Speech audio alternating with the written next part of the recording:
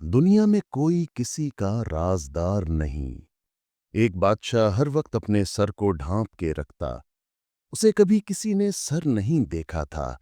بہت سے لوگوں نے اس راز کو جاننے کی کوشش کی، لیکن بادشاہ ہر مرتبہ کمال مہارت سے بات کا رخ موڑ کر جواب دینے سے بچ جاتا۔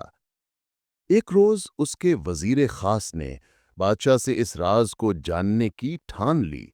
حسب سابق بادشاہ نے بڑی کوشش کی کہ کسی طرح وزیر کا دھیان ادھر ادھر ہو جائے، لیکن اس نے بھی جاننے کا مصمم ارادہ کر رکھا تھا۔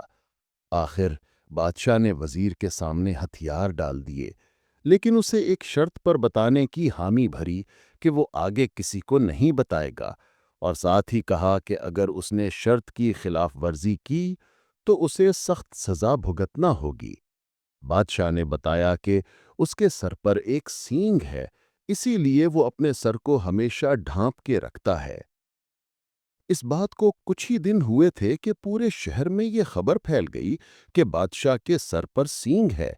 بادشاہ کو بڑا غصہ آیا۔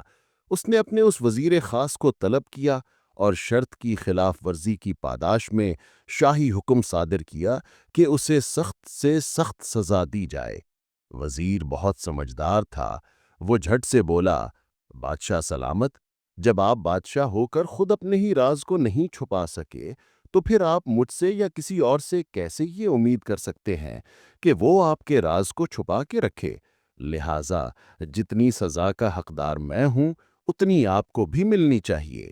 میرے عزیز دوستو، زبان سے نکلے ہوئے الفاظ اور کمان سے نکلا ہوا تیر جب نکلتے ہیں تو دو کام ہوتے ہیں۔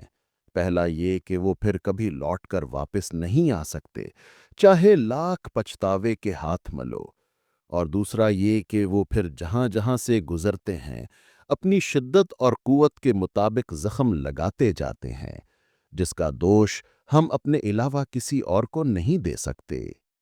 پوسٹ اچھی لگے تو دوسروں کی بھلائی کے لیے شیئر ضرور کریں۔